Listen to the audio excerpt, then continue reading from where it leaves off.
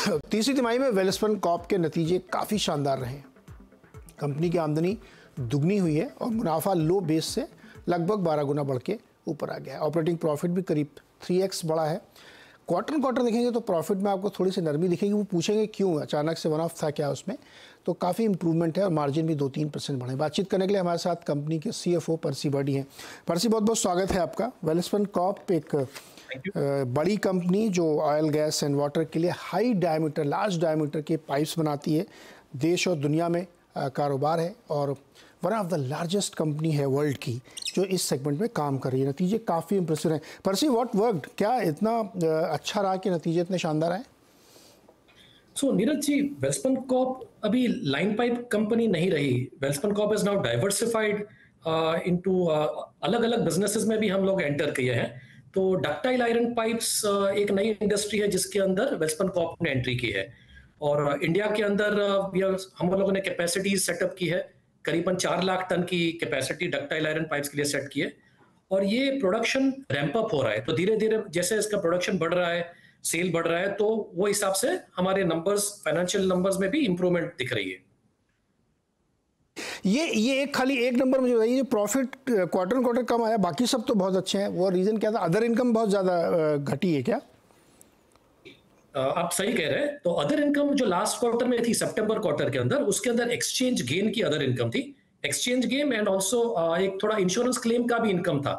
तो exchange gain और insurance claim की इनकम जो सितंबर क्वार्टर में थी वो वापस दिसंबर क्वार्टर में नहीं है।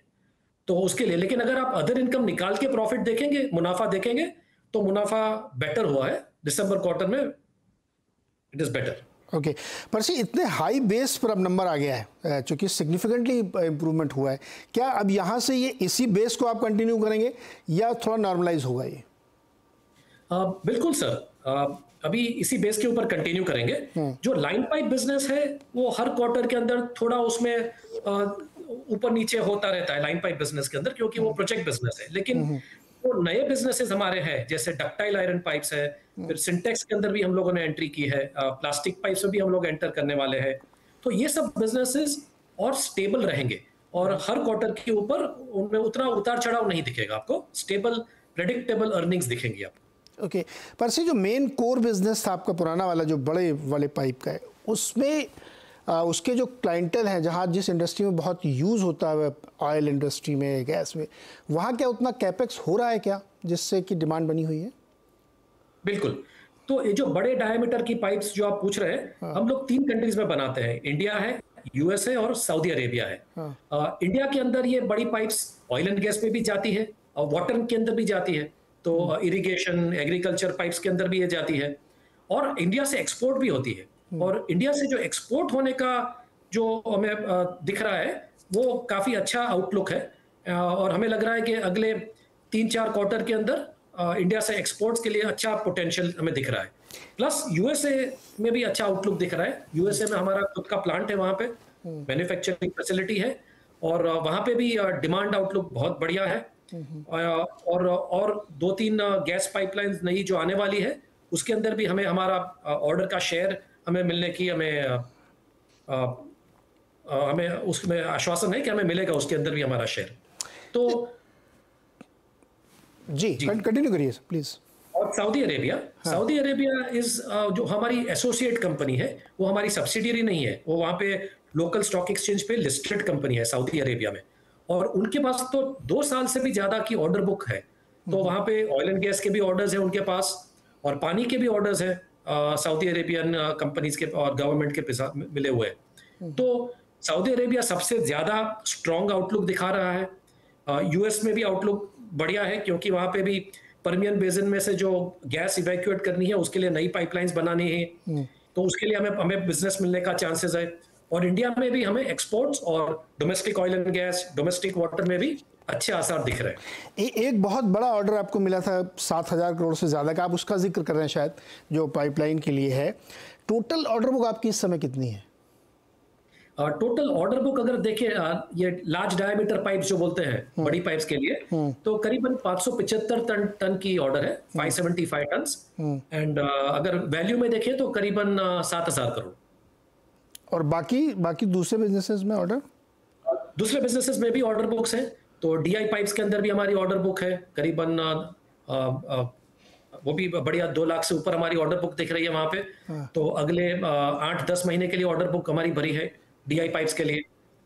अच्छा, जब आपकी प्रेस रिलीज आती है ऑर्डर की, तो आप लोग उसमें इस सेंस में लिखते हैं कि 575 किलोमीटर की या इतने टन की? हम लोग को उसमें समझने में थोड़ी दिक्कत होती है कि वैल्यू में कितना है, तो वैल्यू में अगर आप हमें इन्फॉर्म करें तो ज़्यादा। करीबन 7,000 करोड़। हाँ, 10,000 करेक्ट, 7,000 करोड़।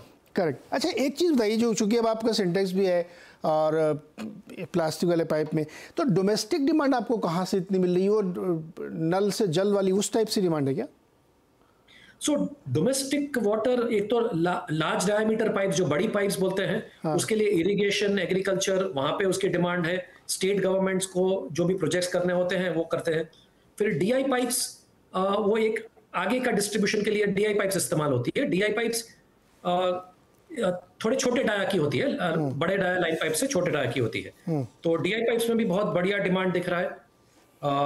और अभी हम लोग प्लास्टिक पाइप्स में भी एंटर करने वाले हैं सिंटेक्स के थ्रू से। तो हम लोग तीनों में रहेंगे, बड़े डाया की पाइप्स, छोटे डाया में जो डीआई है, और प्लास्टिक पाइप्स, तीनों के अंदर हम प्रोडक्ट्स ऑफर कर सकेंगे। अच्छा, आपने ऑलरेडी काफ़ी कैपेक्स कर रखा है, लेकिन मुझे समझने के लिए बताइए कि FY25 जो आने वाला है, इसमें आपका कैपेक्स और होने की संभावना क्या है, और इस समय कितना अंडर कंस्ट्रक्शन है, पाइपलाइन में कितना है कैपेक्स? जो प्रोजेक्ट्स हम लोगों ने पहले अनाउंस किए थे, उसका सब कैपेक्स सब खत्म होने को आ रहा है, तो वो सब खत्म हो चुका है। और हमारा डेट, जो बोरोइंग्स थी, वो भी धीरे धीरे करके कम ही हो रहे हैं। तो दिसंबर में हमारा नेट डेट नीचे आके 500 करोड़ के बाजू में आया है, और मार्च में और भी नीचे आ जाएगा। लेकिन जो नए प्रोजेक्ट्स हम लोग अनाउंस कर रहे हैं, जैसे कि सिंटेक्स के अंदर, जहां पे हम लोग प्लास्टिक पाइप्स में जा रहे हैं, और डीआई के अंदर डीआई पाइप्स, तो हम लोगों ने अंजार में हमारी कैपेसिटी एक्सपेंशन डीआई पाइप्स का अनाउंसमेंट किया है, वहां पे करीबन 300 करोड़ लगेंगे। और कल हमारी बोर्ड मीटिंग के अंदर मिडिल ईस्ट रीजन के अंदर भी डीआई पाइप्स के लिए एक प्रोजेक्ट अप्रूव हुआ है, वो करीबन 500 करोड़ का है। लेकिन ये सब प्रोजेक्ट्स एक साल में नहीं होने वाले हैं, कम से कम उसको 2-2.5 साल लगेंगे। तो हर साल कितना खर्चा करेंगे?